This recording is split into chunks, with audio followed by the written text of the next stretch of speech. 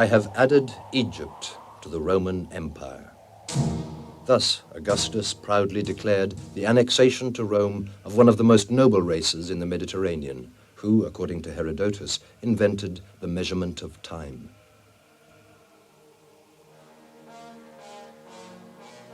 Everyone agrees that the Egyptians, by observing the stars, were the first to invent a year divided into 12 parts that traced the course of the seasons. A passage from Pliny the Younger demonstrates that, although Egypt was located on the African continent, in the minds of the Romans it was actually part of the East. The part of Asia closest to Africa is Egypt. Some classify it as an island, since the branches of the mouth of the Nile that make up the country form a triangle, which is called by some a delta, from the Greek letter of that form. The geographical and commercial position of Egypt did, in fact, link it more closely with its eastern neighbors, Arabia and Mesopotamia, than with Libya, with whom it was only tenuously connected by a long coastal road across the desert of Cyrenaica. With the acquisition of Egypt, Rome controlled the enormous volume of trade fed by caravans arriving from the south, by the road to Persia built by Diocletian, and also by the ports on the Red Sea, where ships arrived from as far away as India.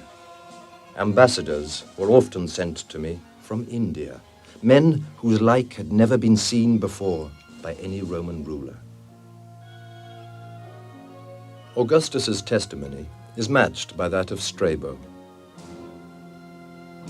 The Egyptian traders equipped entire fleets to cross the Gulf of Arabia. I personally saw 120 ships raise their sails and set off in the direction of India.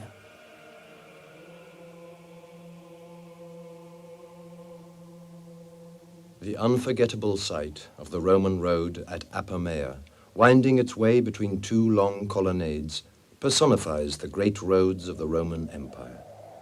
This vast communications network, which for centuries brought to Rome enormous commercial wealth, was run by a highly complex administrative system that employed a host of magistrates, clerks, maintenance workers, porters, wagon and boat crews, armed escorts, and local garrisons.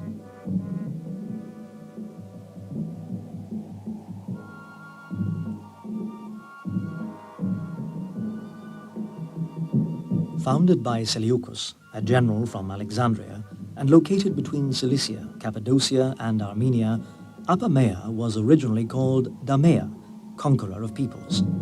Our merchants say its inhabitants defend themselves from Parthian attacks by building dams on the river and flooding the entire region. In this Syrian city described by Pliny the Elder, a peace treaty with King Antiochus III was signed in 188 BC, as Livy records in his History of Rome. The legates from Antiochus had orders to consign the first installment of the indemnity and a quantity of wheat. This was done at the beginning of spring in Apamea, where the grain was distributed to the army and a treaty of alliance was signed. Antiochus agreed not to allow troops hostile to Rome to pass through the territory of his own kingdom or that of peoples subject to him. He also would not wage war on the Greek islands, nor would he move into Europe.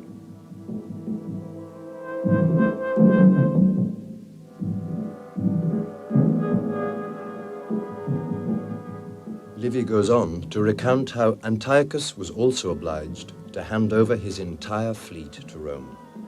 After this treaty, all of the eastern Mediterranean and the markets of the Middle East fell under the influence of Rome. Apamea, which became a Roman city and capital of the province of Syria, grew steadily in beauty and opulence, reaching a population of 500,000 people.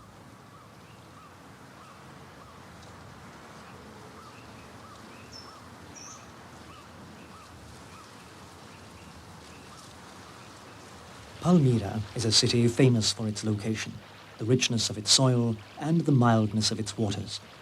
It is as though nature had separated it from the rest of the world, since its territory is completely surrounded by large expanses of sand.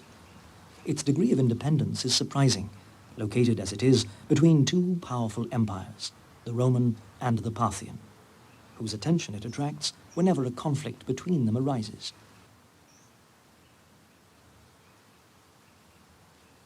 As Pliny the Elder notes, both the Romans and the Parthians had an equal interest in this important commercial crossroads between Arabia, Armenia, and the caravan routes from India and China. The ancient city of Tadmor had been sacred to the god Baal, whose temple was located there. It was renamed Palmyra by the Romans, who, though exercising political control, granted the city extensive autonomy. It was, in fact, advantageous for both Rome and the Parthians to let the city remain a neutral center of reciprocal commercial trade. This understanding transformed the modest city of Tadmor into the wealthy, elegant Palmyra, which was visited by Hadrian in 130 AD during its period of maximum splendor. The emperor changed the city's name to Hadriana Palmyra and ordered the construction of a triumphal arch which was actually finished during the reign of Septimus Severus.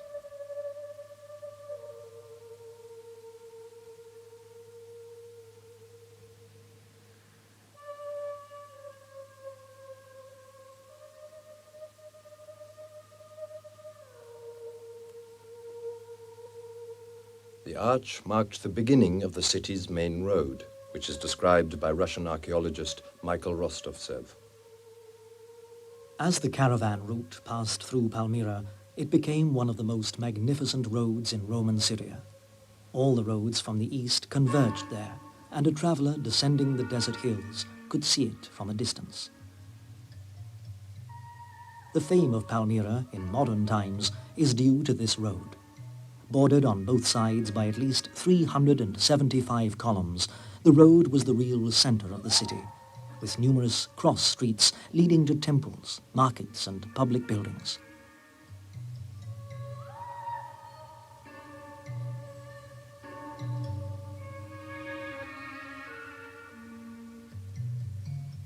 Towards the end of the 3rd century AD, Palmyra, under Queen Zenobia, rebelled against Rome and was destroyed by the Emperor Aurelian.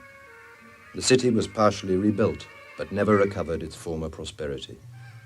Destroyed again by the Arabs, it was finally razed to the ground by an earthquake in 1089 and abandoned to the desert.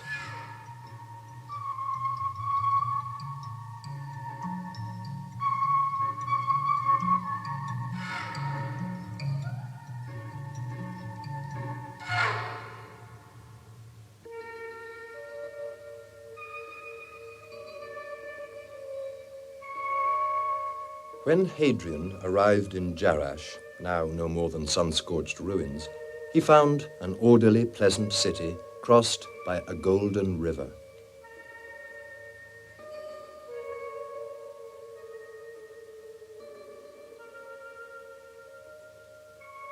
The valley, the fertile hills, and the white buildings blended wilderness with civilization in a way that seemed to the emperor to exemplify the aesthetic ideal of his day.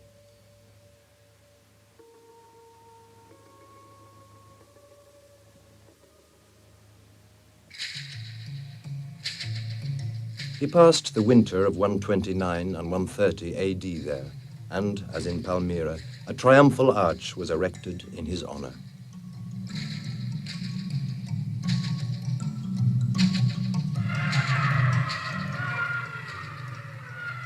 Conquered by Rome in 63 BC, Jerash had benefited greatly from its new rulers, who guaranteed peace, protection, and a stable currency. The flourishing city of Bosra to the north gradually reduced Jerash's importance as a commercial center.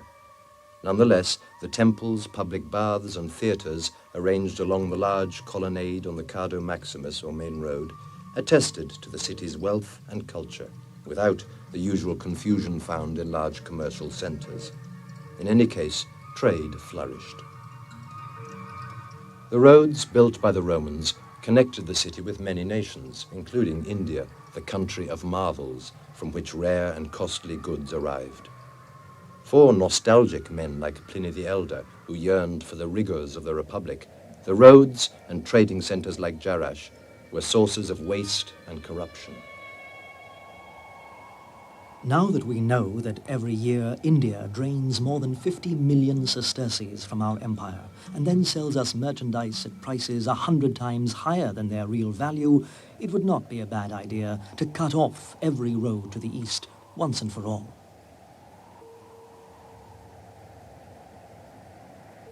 But by now, Roman roads reached every part of the known world, and only the fall of the empire would obliterate them.